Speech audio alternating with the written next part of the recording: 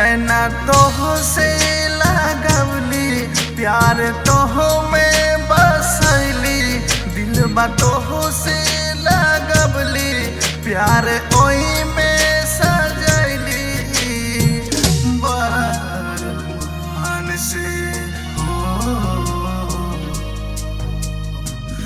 चाह के भी ना पैली, अपना प्राण से चाह के भी मिलना पैली, अपना प्राण से।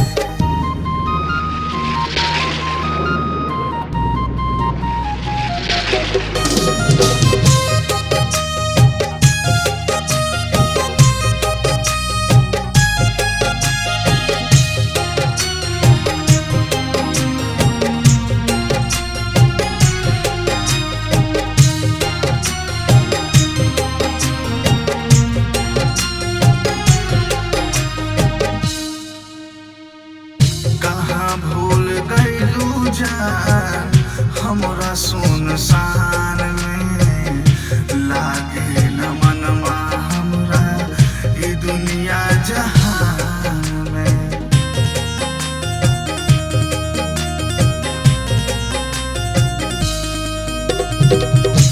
जिंदगी पहाड़ बनल तोहरे इंतजार में, लागता कि सूख जाइबू सावन के फुहार में।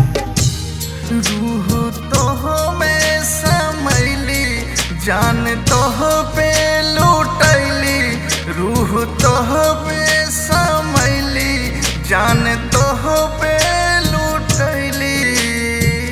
तोहरे मुस्कान से ओ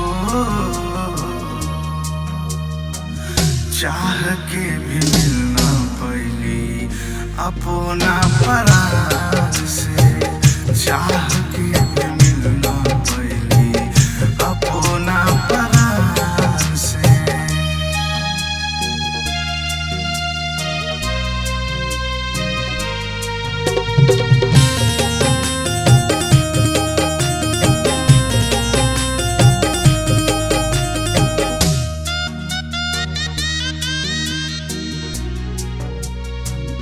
दिन रात तोहरेला रहेला फिकिरिया, लागता कि मोर जाइब खाके जहरिया।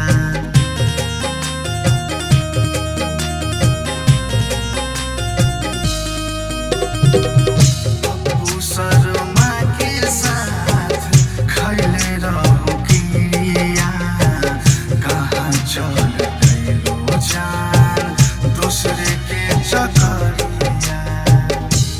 प्रीति तोह से लगवली, हित तोहरे बनवली, प्रीति तोह से लगवली, हित तोहरे बनवली।